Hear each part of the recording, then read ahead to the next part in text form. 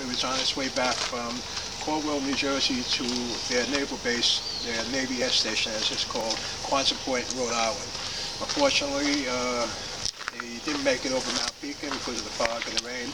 Their flight plan was to come up the Hudson River, stay in touch with Stewart, and at that point get transferred over to the Hartford Air Traffic Controllers area on their way down to Quonset Point, Rhode Island.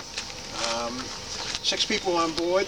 Dixie Keeper, who's a legend in the Navy history. The pilot was Lloyd Henson.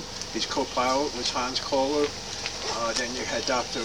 Nada Sawinski from Salem, Massachusetts. And then you had a mechanic, Clarence Hooper, Clarence was an African American. And Clarence was the only one that was married out of the 6. Everybody else was bachelors. And last but not least was David Wood from North Franklin, Connecticut. Ironically, there was a local resident who had the last name Wood, who was one of the people that actually found the wreckage the following day, that night, which was around midnight, 12:30 in the morning. The plane crash happened around midday on Sunday.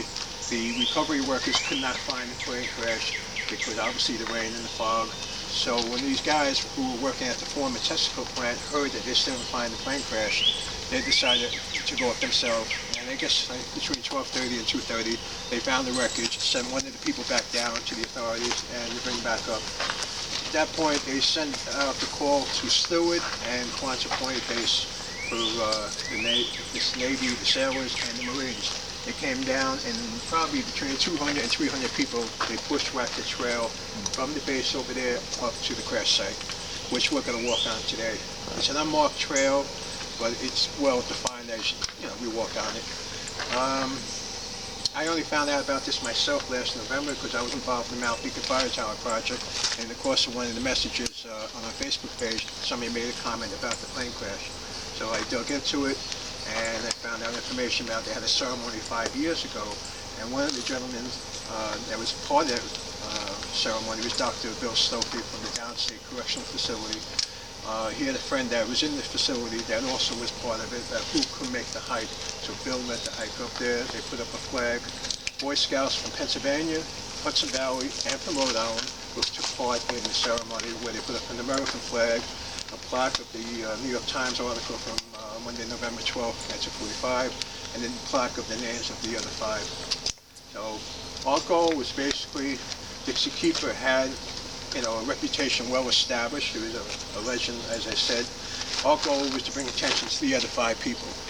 And I think he would have liked that as well because he was considered the everyman, even though he was way on his way up. He probably, if he had lived longer, would have been an admiral. Who knows how much more he would have elevated after that. And the other 5 men, one was Dr. Sawinski, as I mentioned, and the other 3 were 27 and under. They barely got started in life, and their life was cut short. So it's a way to honor them.